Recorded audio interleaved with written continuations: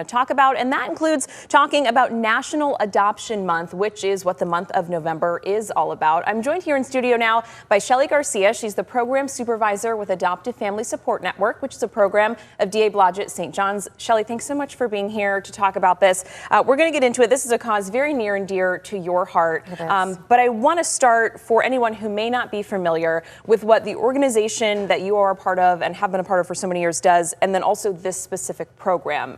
So can we kind of go over some of those details first for anyone who isn't familiar? Sure. DA Blodgett-St. John's is a child welfare agency, so we're one of the 5 private agencies in Kent County, and we do foster care and adoption. The program that I work for is Adoptive Family Support Network, and we have, we're a post-adoption program. Gotcha. So we support families after the adoption. There was a long time where families would go to court and finalize, and then they're kind of left on their own.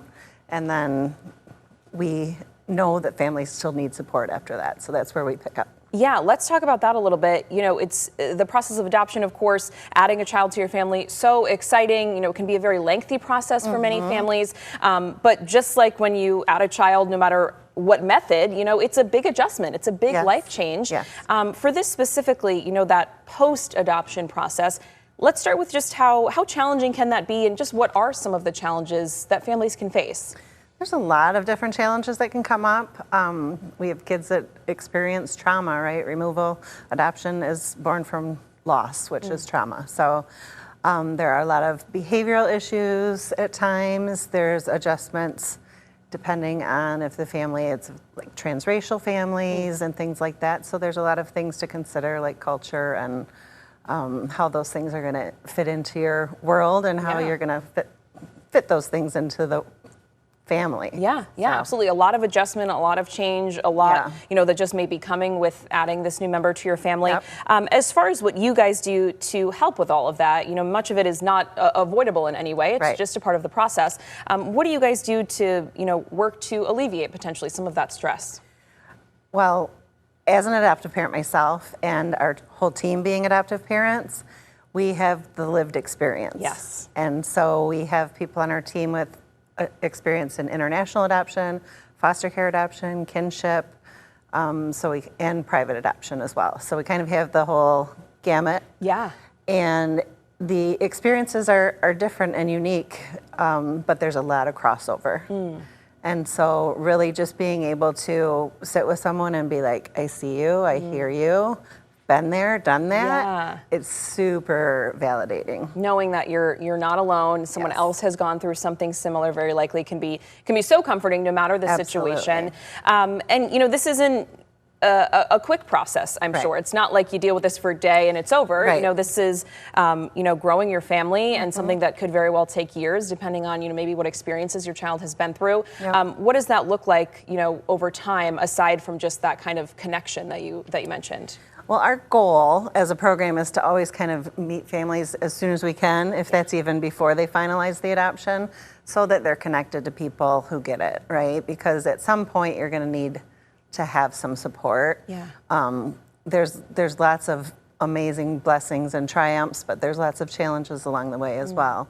And so just having somebody to relate to and understand is a big piece of it. Really just kind of adding on to your village that you may already have.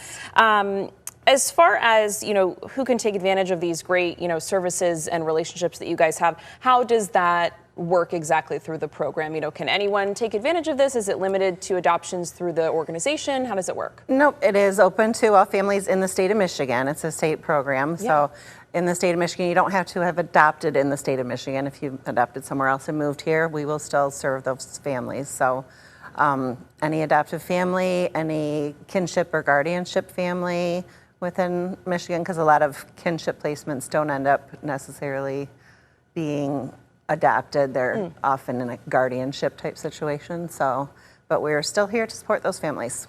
And from the experience that you have, you know, as an adoptive parent and also working with this organization with other adoptive parents, what's the feedback or the response that you've seen over the years in how helpful this can be, even through challenging times?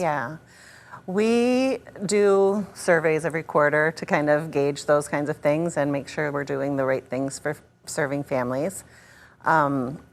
The we get a variety of, most of it all positive, and mostly a lot of people feeling like they don't know what they'd do without the support.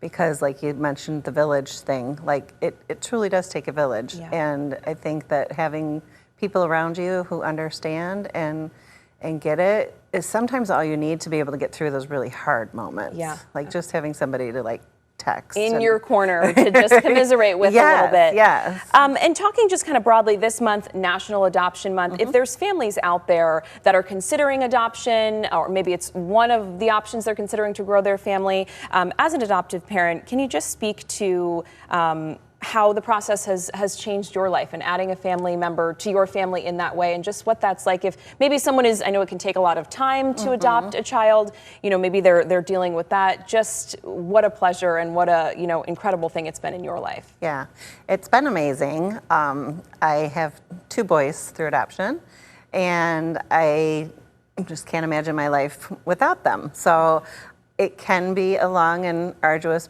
process. Yeah. Sometimes feels pretty invasive because there's lots of, you know, most people can just go through the process of getting pregnant and having a baby. Right. But for people that are doing adoption or foster care to any of those things, there's a lot of like invasive kinds of things that you have to go through to and find I'm sure out. a lot of paperwork, and a lot of interviews, and all of that. Yep. You have to be approved to be a parent. So. Yeah, it's quite a process, but very worth it. Absolutely. Okay, and you guys have a great event coming up this weekend, actually, to really just celebrate adoptive families in our community. It's this Sunday. Tell us a little bit about that.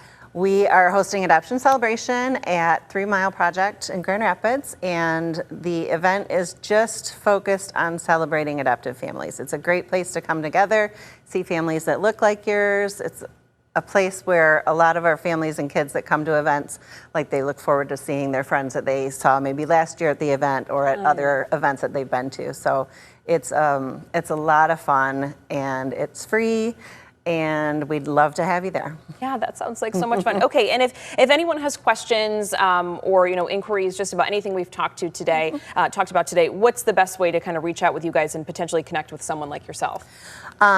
You can go to the website, dabsj.org, and under adoption, then you'll find post-adoption support, and we're in there.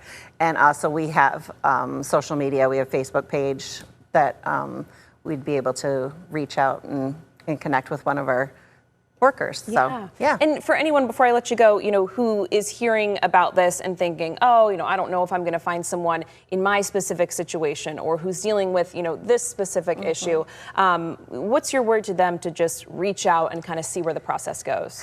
I can tell you that we work with a lot of families, right? All 81 of 83 counties in Michigan that we've served. So we have a lot of people that we can reach out to. If we don't know it on our team, and we don't know and experience all the things, but we know somebody else who has. Yeah, big network. And we can connect you to that person. And that's how we, you know, continue to build the village. Awesome. Shelley, thank you so much for sharing your experience, the great work that you do, and opening up this village, this network to so many families in our community. I really appreciate it. Thanks so much for having me.